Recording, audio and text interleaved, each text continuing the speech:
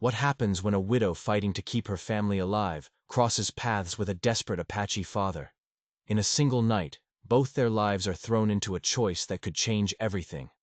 Arizona Territory, 1876. The sun was a hammer, beating down on the dust and the dreams of anyone foolish enough to build a life there. In the foothills of the Superstition Mountains, Sarah Thompson's homestead was a tiny speck of defiance against the vast, merciless landscape. She was hanging laundry, her movements slow, heavy with a grief that hadn't faded in the 6 months since influenza had stolen her husband James. It left her with nothing but a 10-year-old son, a failing ranch, and a loneliness as wide as the sky. "Ma, look!" Thomas, her son, burst from the scrub brush, his face beaming. He held up a small limp rabbit, a prize from one of his crude traps. His sandy hair was a wild mess, just like his father's used to be.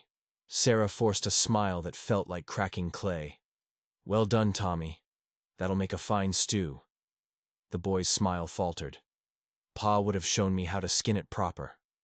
The mention of James was a familiar stab to the heart. She was trying to be both mother and father, but some things a woman just couldn't teach. "I'll help you," she said, her voice softer than she intended. "Just as your father showed me." Later, as they worked, Thomas looked up, his brow furrowed with a child's curiosity. "Why don't we ever see any Indians, Ma? Billy Johnson at the trading post says they're all around here." "The Apache keep to themselves mostly," Sarah explained, her voice low. "And that's for the best. Times are changing, Tommy. The railroad's coming. More settlers." She didn't say the rest. More settlers meant more conflict, more danger. That night, with Thomas asleep, Sarah sat on the porch, her husband's rifle resting across her lap.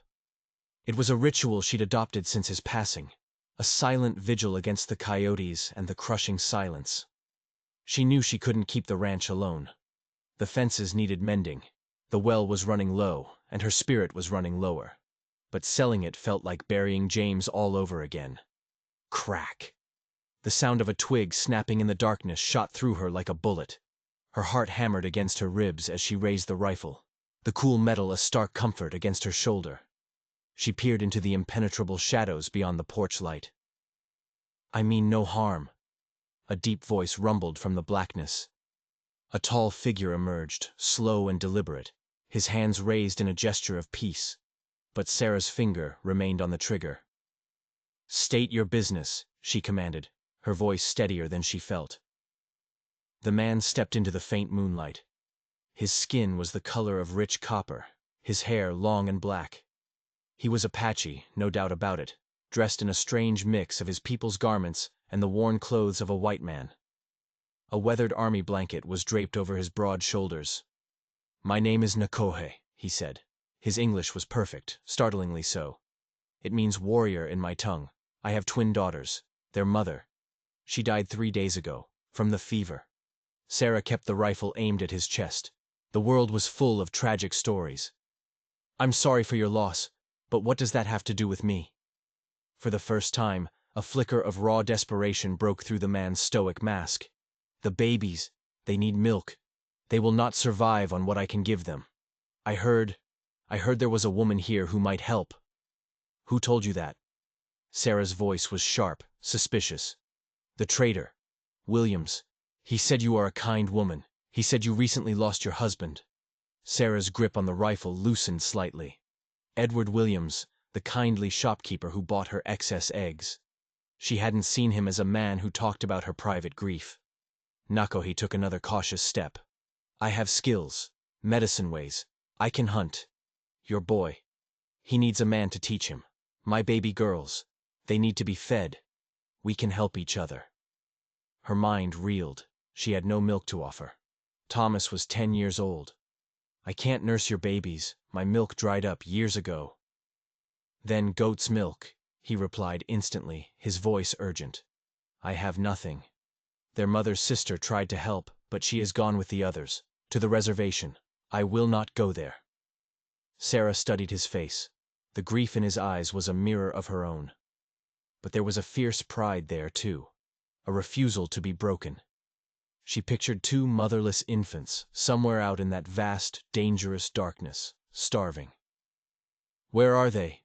Your daughters?" "Hidden. Safe," he said, his eyes locked on hers. "I would not bring them into danger until I knew you would not shoot me." Sarah made a decision that would change the course of her life, and his. She lowered the rifle. "Bring them here. I have goat's milk. We'll figure something out for tonight. But I make no promises beyond that." A wave of relief, so profound it was almost painful, washed over Nakohe's face. He nodded once, a gesture of immense gratitude, then vanished back into the shadows. He returned moments later, carrying a small deerskin bundle. As he stepped onto the porch, the night was filled with the weak, desperate cries of hungry infants. Sarah's heart clenched.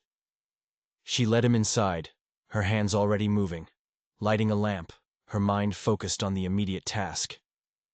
"Let me see them." Nakohe carefully unwrapped the bundle. Inside, two tiny infants lay nestled together, their copper skin flushed, their faces wrinkled with hunger. They couldn't have been more than a few weeks old. Their cries were terrifyingly feeble. "They need feeding. Right away," Sarah said. "All business now." She rushed to the kitchen, her own grief and fear forgotten. She warmed goat's milk, preparing two small cloth feeders her own mother had taught her to make. "What are their names?" she asked, her back to him. "Ayana and Kiona," Nakohe replied, his voice thick with emotion. "Eternal Blossom and Brown Hills." Sarah showed him how to hold the cloth feeder, how to gently coax the milk into their tiny mouths. Their little hands waved in the air, grasping, seeking. As they began to drink, a fragile peace settled over the small cabin. Nakohe's stoic expression finally crumbled as he watched his daughters. A single tear traced a path through the dust on his cheek. "You saved their lives this night." Sarah met his gaze over the flickering lamplight. "For tonight, yes. But they need more than I can give.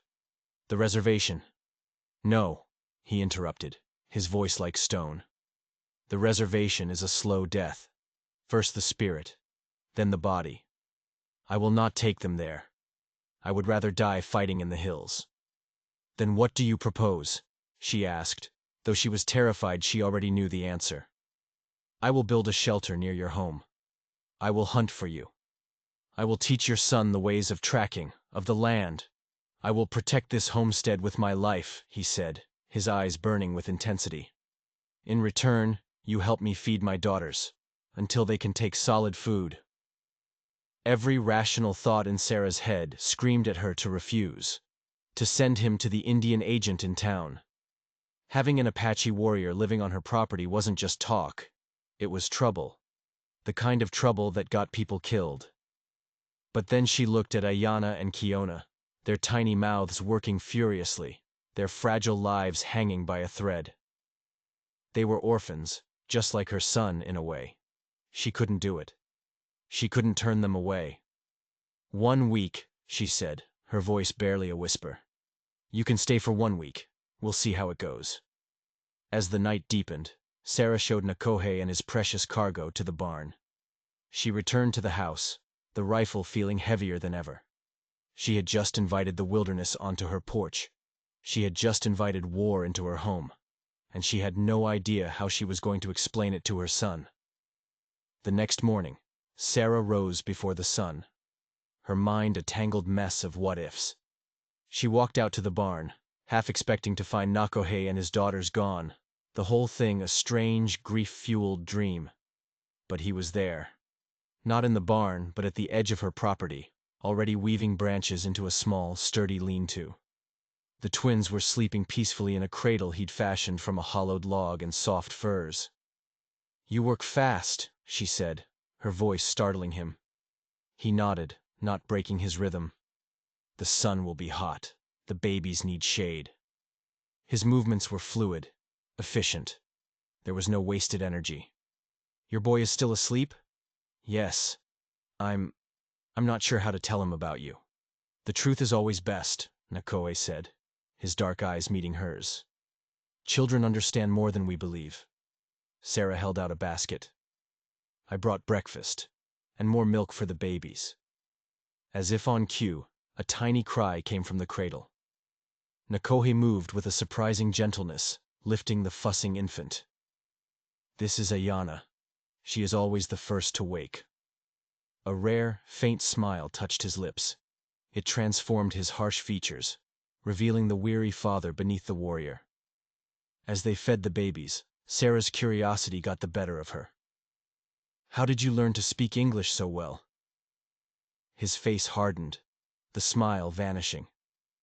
I was taken to a mission school when I was a boy. I ran away after 2 winters. He looked away, toward the mountains. I learned enough to understand the white man's ways, his lies. It is important for survival. A shout from the house made them both jump. Thomas stood on the back porch, his eyes wide with a mixture of terror and excitement. "Ma, there's an Indian!" he yelled, pointing a trembling finger at Nakohe. Sarah straightened her shoulders, her heart pounding. "It's all right, Tommy. Come and meet our guests." Thomas approached cautiously, hiding behind his mother's skirts. Nakohe remained perfectly still, holding Ayana, his expression unreadable. "This is Nakohe," Sarah said, keeping her voice calm. "He and his daughters will be staying with us for a little while." Thomas peeked out from behind her. "Are you a real warrior?" Nakohe gave a solemn nod. "I was. Now I am a father to these little ones." "Where's their ma?" Thomas asked, his childish bluntness cutting through the tension. "She walks with the spirits now," Nakohe replied, his voice a low rumble. Thomas's face softened instantly. "Like my pa." He stepped forward, his fear forgotten, and peered at the tiny baby in Nakohe's arms. "They're awful small." "Would you like to help feed this one?" Sarah asked, nodding to Kiona, who was now awake and crying. To her amazement, Thomas nodded eagerly. With Sarah's guidance, he carefully held the cloth feeder, a look of intense concentration on his face as the tiny girl drank. "She's strong," he said, a grin spreading across his face. "She's grabbing my finger." The tension that had hung in the air evaporated. After the babies were fed and sleeping again, Nakohe turned to Thomas. "Your mother tells me you wish to learn to hunt." Thomas's eyes lit up like lanterns. "Yes, sir. Pa was teaching me, but—" His voice trailed off. "We begin today," Nakohe said. He glanced at Sarah, a silent question. She hesitated for only a second. "Stay within shouting distance of the house." A strange new rhythm began on the homestead. Every morning, Nakohe and Thomas would disappear into the wilderness. The stoic Apache warrior taught the grieving boy how to move like a shadow, how to read the stories left in the dust, how to respect the animals that gave their lives for food. While they were gone, Sarah cared for the twins. The house, once so silent and empty, was filled with the soft coos and occasional cries of the babies. The work was exhausting, but it was a good kind of tired. It was a feeling she hadn't had in a long, long time. In the evenings, they would all eat together, a strange, makeshift family sharing a meal of fresh rabbit or quail. On the 5th day, Sarah was hanging laundry when she saw a cloud of dust on the horizon. Riders. 3 of them. Her blood ran cold. "Thomas!" she yelled. "Inside! Take the babies to the back room and stay quiet!" She grabbed the rifle from its place by the door and walked to the edge of her property, her heart a cold stone in her chest. The men reined in their horses. It was Sheriff Mills, flanked by 2 other men from town she recognized, Frank Doyle and a rancher named Peterson. "Afternoon, gentlemen," she said, her voice flat. "What brings you out this way?" Sheriff Mills tipped his hat, but his eyes were hard. "Mrs. Thompson, word's reached town you've got yourself an Indian problem." "No problem here, Sheriff." "Williams at the trading post says you've been buying a mighty lot of goat's milk. Baby things," the sheriff said, his gaze sweeping over her property. "Says he's seen an Apache brave coming and going from here." Frank Doyle, a man known for his mean streak, spat a stream of tobacco juice into the dust. "Ain't proper, a white woman living alone out here with a savage." Sarah's knuckles were white on the rifle stock. "My arrangements are my own business, Mr. Doyle. Nakohe has been helping with hunting and repairs. There is nothing improper about it." The sheriff sighed.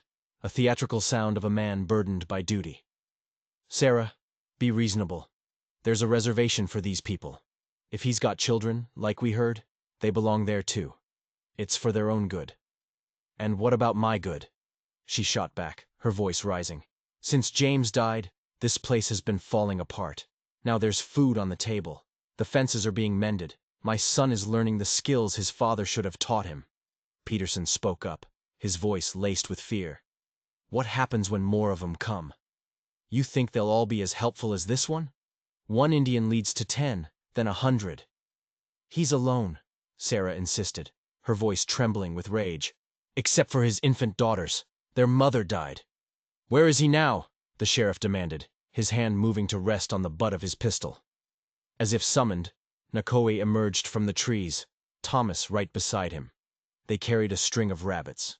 Seeing the armed men, Nakoe stopped, placing a protective hand on Thomas's shoulder. He didn't have a weapon, but he stood like a mountain. Go to your mother, boy, Sheriff Mills called out. Thomas looked from Nakohe to the sheriff, his face a mask of confusion. It's all right, Tommy, Sarah said, her voice soft. Come here. Thomas ran to her side. The sheriff dismounted, his boots crunching in the dirt. You're coming with us, Indian. Orders from the army. All Apache are to be on the reservation, no exceptions. Nakohe stood tall, his face impassive. My daughters are inside. They are too small for such a journey. We'll see they get proper care, the sheriff said, but his eyes were shifty, his tone hollow. Sarah stepped forward, placing herself between the sheriff and her home. Sheriff, please. Give us until the end of summer. The babies are too fragile to move. I'll take full responsibility for him. Can't do it, Sarah. The law is the law. But Sarah saw a flicker of uncertainty in his eyes. He didn't want to fight, not with a respected widow. Then I will go to the territorial governor, she declared, her voice ringing with newfound strength. I will write to every newspaper from here to California. I'll ask them what kind of men tear newborn babies from their father's arms. The sheriff's face darkened with anger. Don't you make this difficult for me. It's already difficult, she cried. You're threatening to orphan 2 babies. Would you do the same if they were white children? The other 2 men shifted uncomfortably in their saddles. They hadn't signed up for this. 3 weeks, Sarah pressed, sensing her advantage. Give us 3 weeks. The babies will be stronger. We can make proper arrangements. Sheriff Mills stared at her, a silent battle raging in his eyes. Finally, he gave a curt, angry nod. 3 weeks. Then he goes to the reservation. Or I'll be back. And I'll bring more men. He swung himself onto his horse and glared down at her. Don't make me regret this, Sarah. As the riders disappeared, Sarah felt her legs threaten to give out. Thomas immediately ran inside to the twins. Nakohe walked towards her, his expression unreadable. You risked much for me. For my children, he said, his voice a low rumble. Why? Sarah looked at him, at the quiet dignity in his eyes, at the strength that emanated from him. Because it was the right thing to do, she said simply. And because you kept your word to me. That night, after Thomas was asleep, they sat outside. The stars were a brilliant, cold canopy above them. They will come back, Sarah said. It wasn't a question. Yes, Nakohe replied, his voice heavy. What will you do? He was silent for a long time, his gaze fixed on the dark mountains. There are places in these mountains, places the white man does not go. But the journey. It would be hard on the little ones. They might not survive it. Sarah took a deep, shaky breath. Her mind had been racing ever since the sheriff left. An idea had taken root, a desperate, insane idea. But it was the only one she had. What if there was another way? She whispered into the darkness. A way to stay right here. The next morning, the urgency of their situation hung heavy in the air. Sarah's desperate idea had kept her tossing and turning all night. Judging by the grim look on Nakoe's face as he helped her collect eggs, he hadn't slept either. You have thought more on your words from last night? He asked, his voice low. Sarah nodded, casting a quick glance towards the house to make sure Thomas was still asleep. The sheriff gave us 3 weeks, but I don't trust him. He could come back tomorrow. We need a plan. A real plan that protects your daughters and keeps you out of the reservation for good. What do you propose? Nakohe's dark eyes were intense, searching her face for answers. Sarah's heart pounded. She took a deep breath and said the word that had been burning in her mind. Marriage. Nakohe didn't flinch, but she saw his shoulders tense. He said nothing, simply waiting for her to continue. Hear me out, she said quickly, the words tumbling out of her. It would be a marriage on paper only, a legal arrangement. If you are my husband, the law says they can't force you onto reservation land. You'd be part of this homestead. Your daughters would be my stepdaughters. They would be protected, too. He finally spoke, his voice laced with skepticism. The white man's law protects such a union? Not everywhere, Sarah admitted. But the territorial judge in Prescott, my James, spoke of him. He said Judge Harrison is a fair man, an honest man. If we can get to him, if we can explain. She trailed off, the sheer insanity of her plan washing over her. Nakohe was silent for a long moment. This would bring you much trouble, he said finally. The people in this town, they already look at you with suspicion. Let them talk, Sarah said, a bitter edge to her voice. They talked when I insisted on keeping this ranch after James died. They said a woman couldn't manage it. They're just waiting for me to fail. She straightened her shoulders. I care more about doing what's right than what's easy. And the boy? Nakohe asked. Have you spoken to him of this? Sarah shook her head. Not yet. I wanted to talk to you first. Just then, Thomas burst out of the house, his face alight with excitement. Nakohe! Are we going to the creek today? You promised to show me how to catch fish with my hands. The warrior's stern features softened as he looked at the boy. Yes. After we eat, we will go. As she watched Thomas chatter excitedly to Nakohe, Sarah felt a pang in her chest. In just a handful of days, this stoic Apache man had become a steady presence in her son's life. A mentor. Thomas was laughing again. He was healing. How could she let the sheriff take that away? After breakfast, she called her son aside. Tommy, I need to talk to you about something very important. They sat on the porch steps, the morning sun warming their faces. Is it about the sheriff? Thomas asked, his voice small. Is he coming back for Nakohe? Sarah was taken aback by his perception. He might. That's what I want to talk about. I've thought of a way to make sure Nakohe and the twins can stay here with us, legally, so the sheriff can't touch them. How? Sarah chose her words with extreme care. I'm thinking of marrying Nakohe. She saw the confusion cloud his young face and rushed to explain. Not like it was with me and your pa. This would be different. It would be like a partnership, a business deal to protect him and the babies. Thomas was quiet, his brow furrowed in thought. Would he be my pa then? No one could ever replace your father, Sarah said, her voice thick. No one. Nakohe would be like a guardian, a friend who helps us, just like we are helping him. To her utter astonishment, Thomas nodded slowly. I think Pa would understand. He always told me we have to stand up for what's right, even if it's the hardest thing to do. He looked toward the lean-to where the twins were sleeping. And the babies need someone, like you took care of me when I was little. Tears welled in Sarah's eyes. She pulled him into a fierce hug. You are a good boy, Tommy. Your father would be so proud. Later that evening, as the twins slept peacefully inside the house, Sarah and Nakohe sat on the porch, finalizing their desperate plan. It will take 3 days to get to Prescott, Sarah said. We'll need to pack carefully. The town will know of our plan before the sun sets on the day we leave, Nakohe observed grimly. Williams at the trading post is our friend. I'll go into town tomorrow, alone. I'll ask him to keep quiet until we are long gone. When do we leave? 2 days from now, before dawn. Nakohe stared out into the darkness. And if this judge, if he refuses? Sarah hadn't let herself think that far. Then we keep going. We'll go to California. We'll figure something out. The next day, Sarah rode the wagon into town. The air was thick with suspicion. People stopped talking when she walked by. Windows rustled with curtains being pulled aside. She walked into the trading post, her head held high.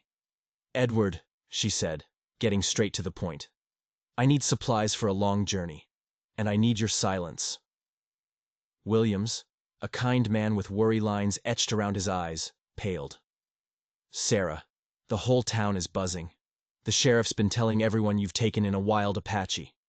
"I'm going to Prescott," she said, her voice low. "I'm going to marry him." Williams nearly dropped the sack of flour he was holding. "You can't be serious." "Deadly serious, Edward. It's the only way."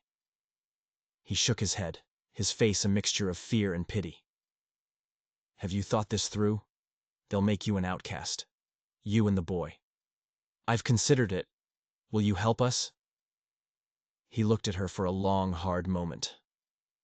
"James was a good man. He'd want me to look after you." He sighed, a sound of deep resignation. "I'll keep quiet until tomorrow evening. That's the best I can do for you, Sarah. It gives you a day's head start." "Thank you, Edward," she said, squeezing his hand. But as she left the store, a man was leaning against the building across the street. It was Frank Doyle, one of the men who had ridden with the sheriff. He watched her load her supplies, his eyes cold and full of hate. He knew. She felt it in her bones. He knew something was happening. That night, as they packed the last of their things, a sound carried on the wind. The faint, rhythmic drumming of horse hooves. Nakohe stiffened, his head cocked. He moved silently to the door, peering into the darkness. "What is it?" Sarah whispered, her blood turning to ice. "Riders," he said, his voice a low growl. "Many of them. And they are coming fast." Sarah's heart stopped. "They can't know. Williams promised—" "Not all men keep their promises," Nakohe said grimly. "And some men do not need to be told. They can smell fear." Thomas appeared in the doorway, his eyes wide with sleep and confusion. "Ma? What's happening?" "Get dressed. Now," Sarah commanded, her mind racing faster than it ever had before. "We have to leave. We have to leave right now." She turned to Nakohe. "The back trail, through the wash. It's rough, but the wagon can make it, if we can get there before they cut us off." Nakohe was already moving, gathering the sleeping twins, wrapping them in blankets. "I will drive. You take the rifle." They worked in a frantic, silent terror, throwing the last of their supplies into the wagon. The sound of the hoofbeats was getting louder, closer. It was a posse, an angry one. Sarah helped Thomas into the back of the wagon, where he huddled next to the twins. "Hold on tight," she whispered, her hands trembling as she climbed onto the seat beside Nakohe. He cracked the reins, and the wagon lurched into the darkness, away from the main road, towards the treacherous back trail. Behind them, torches bloomed in the night, surrounding her small homestead. They were too late. Or were they? "They'll follow when they see we're gone," she said, her voice tight. "Yes," Nakohe said, his face a mask of grim determination. "But we have a head start, and I know paths through these mountains that they will not dare to follow." As the wagon bounced and rattled down the trail, Sarah risked one last look back. She could see men on horseback swarming her yard, their torches casting long, angry shadows. Her home. Everything she and James had built. Gone. "I am sorry for your home," Nakohe said, his voice soft. Sarah gripped the rifle, its weight a small comfort in a world turned upside down. "A home isn't walls," she said, her voice shaking. "It's the people you protect." She turned and looked at her son, huddled in the back with two tiny Apache babies, and the warrior sitting beside her, driving them into an unknown future. "We'll make a new home. Somewhere they can't find us." The journey was a nightmare. For 3 days they pushed on, Nakohe guiding them through treacherous canyons and over rocky passes. He was a ghost in his own land, following trails that weren't on any map, his senses alive to every sound, every shadow. They saw their pursuers only once. On the second night, from a high ridge, they looked back and saw the faint flicker of campfires far below them. a string of angry little stars in the vast darkness. They were still being hunted. Thomas was a rock. He never complained. He helped Sarah with the twins, his small hands surprisingly gentle. He watched Nakoe with a quiet awe, learning more about survival in those 3 days than he had in his entire 10 years of life. On the third evening, they made a cold camp in a hidden ravine. The babies were finally asleep. Thomas was exhausted, dozing beside them. "How much farther to Prescott?" Sarah whispered across the tiny, smokeless fire. "1 more day," Nakohe replied. "We have lost them. They would not follow us this deep into the mountains." Sarah felt a wave of relief so intense it made her dizzy. Do you think the judge will help us?" Nakohe stared into the flames. "I do not know the white man's law, but I know courage. You have shown great courage, for my daughters." His dark eyes met hers. "You have also given your son back his spirit." "He idolized his father," Sarah said softly. "Losing him, it almost broke the boy." "He has a strong heart," Nakohe observed. "He will be a great man one day." A comfortable silence fell between them. They were 2 strangers, from 2 different worlds, bound together by grief and desperation. Yet sitting there under the stars, Sarah felt a connection to this man she couldn't explain. A deep, unspoken understanding. The next afternoon, they saw it. Prescott. The territorial capital was a bustling, sprawling town, a world away from their tiny, isolated settlement. The sight of so many people, so many buildings, was both a relief and a new source of fear. "We should find a place to stay first," Sarah said, suddenly conscious of their ragged clothes and the thick layer of dust that covered them. "Clean ourselves up before we see the judge." Nakohe nodded, but his body was tense, his hand never straying far from the knife at his belt. He knew, as she did, that an Apache man with a white woman and 3 children would be a spectacle, a dangerous one. They found a small boarding house on a quiet side street. The landlady, a stern-faced widow, looked their strange family up and down with disapproving eyes, but she didn't turn them away when Sarah paid for 2 rooms with the last of her gold coins. After they had all washed away the grime of the trail, Sarah felt her resolve return. "I'll go to the courthouse alone first," she told Nakohe. "It might be better if I explain things before they see you." Reluctantly, he agreed. "Be careful," he warned. "These towns, they have their own laws." At the courthouse, a young clerk with spectacles peered at her over his desk. When Sarah stated her purpose, his jaw dropped. "A marriage license between yourself and an Apache?" His voice squeaked, rising in pitch until it was almost a shout. Heads turned in the busy office. "Yes," Sarah said, her voice firm, her cheeks burning. "Is Judge Harrison available to hear our case?" "The judge is a busy man," the clerk sniffed, looking down his nose at her. "His docket is full for weeks. Perhaps you should reconsider this folly." "Is that Mrs. Thompson?"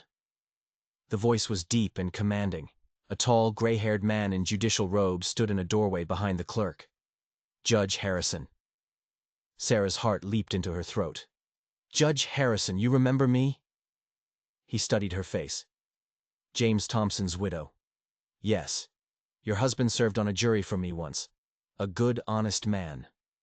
His eyes narrowed. "My clerk tells me you're seeking a rather unusual marriage license." "I am, sir. May I please speak with you privately?" The judge looked from her determined face to his sputtering clerk, then gave a slight nod. "In my chambers." For the next hour, the story poured out of Sarah. She told him everything. Nakohe's tragedy, the hungry twins, the threats from Sheriff Mills, the posse that had driven them from their home, their desperate flight through the mountains. When she finished, the judge leaned back in his leather chair, his fingers steepled. "So, this marriage is not one of the heart, but one of legal necessity, a protection." "Yes," Sarah said. "Though, we have come to respect each other deeply. We are partners in survival."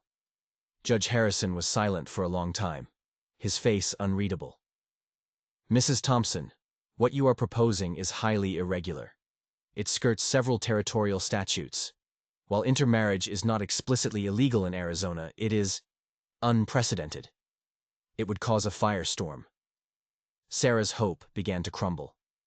So, you won't help us? I did not say that, the judge said slowly. He rose and walked to the window, looking out over the town. I have long believed the reservation system is a moral failure. We take proud people and try to turn them into beggars. He turned back to her, a decision made. Bring your Apache friend and the children to my home tonight. 8 o'clock.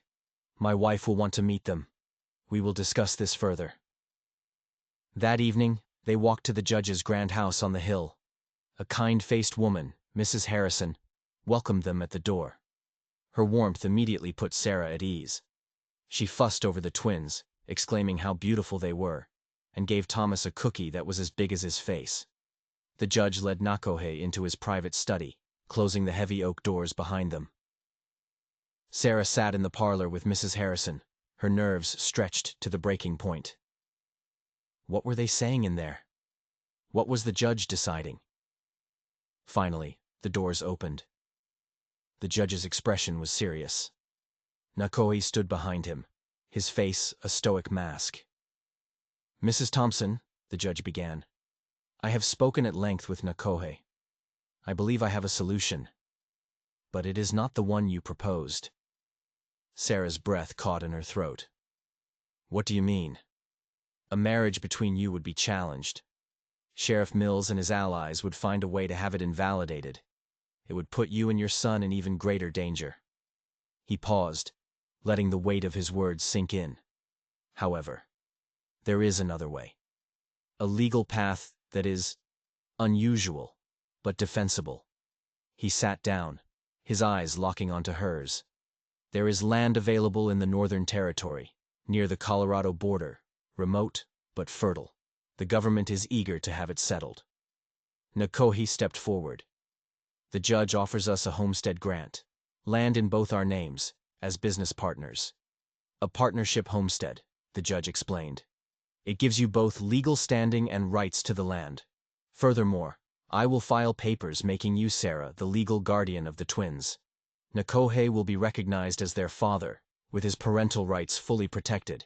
It creates a legal family unit, without the controversy of a marriage. Sarah's mind struggled to keep up. And the reservation orders? As a territorial judge, I can issue a judicial exemption for any Indian engaged in civilized enterprise, as the government calls it, he said, a hint of disgust in his voice. This partnership qualifies. Sheriff Mills will be powerless to touch him. Would we have to live separately? She asked, glancing at Nakohe.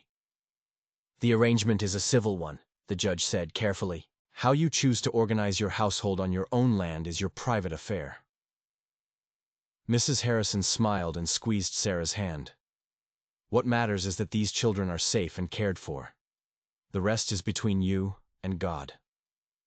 2 days later, they stood in the judge's chambers and signed the papers. It was official. They were partners, the owners of 320 acres in a place called Pine Valley.